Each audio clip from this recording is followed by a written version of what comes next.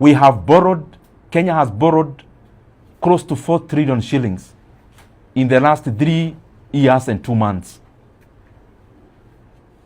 And according to the rules of Kenya, the money we borrow should go directly into capital expenditure, which is development.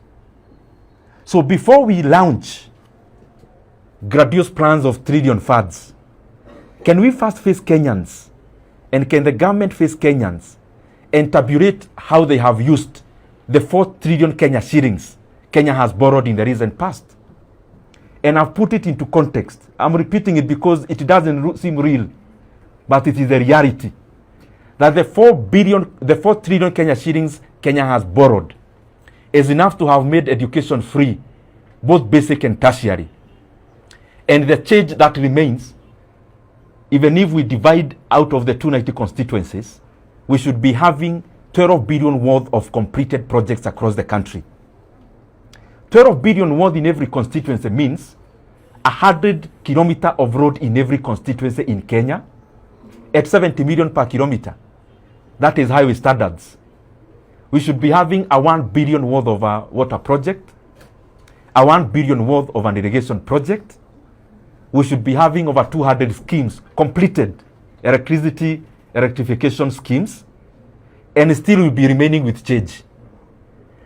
If we can't explain to Kenyans the money that has already passed through the government hands where it has gone, what is the business then of coming to again sell grandiose plans of trillions of shillings when we can't account for what we have already received, and especially through borrowing alone. And lastly, out of the close to 4 trillion Kenya shillings we have borrowed, everything that Kenyans are seeing is not part of that money. Every ongoing road project in Kenya, especially completion of the road projects that are ongoing, that's a separate loan called securitization, which is illegal. When you see stadiums being constructed in Kenya, that is also not part of this 4 trillion. That's another borrowing called Talanta Board. When you hear about a program called Nyota, the one for alleviating unemployment in terms of the youth, that's also not part of that money. That's money we are receiving from World Bank. So Kenyans deserve to know, before you tell us about trillion funds that you want to launch, can we first account for the 4 trillion Kenya shillings the country has borrowed in the recent past? Very lastly, it is important for us to be data-driven as leaders.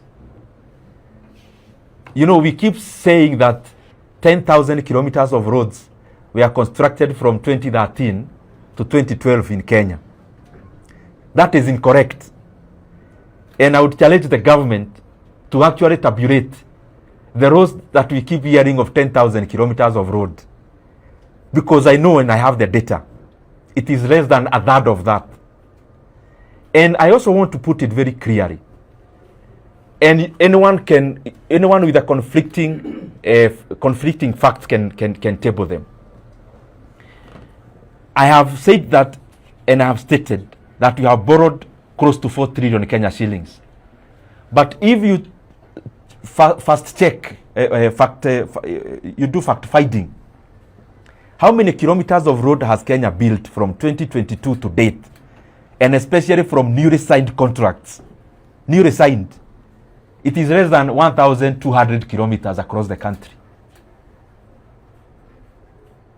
It is less than 1,200 kilometers of tarmac road we have built from 2012 to today out of newly signed contracts.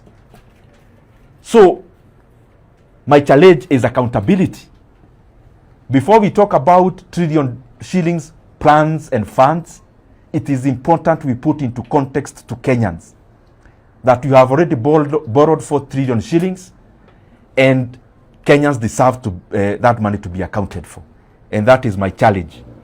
That I hope in the launch of that fund, the first preamble will be about being accountable for the amount of money Kenya has borrowed, because this is the burden for Kenyans today and also a burden for Kenya.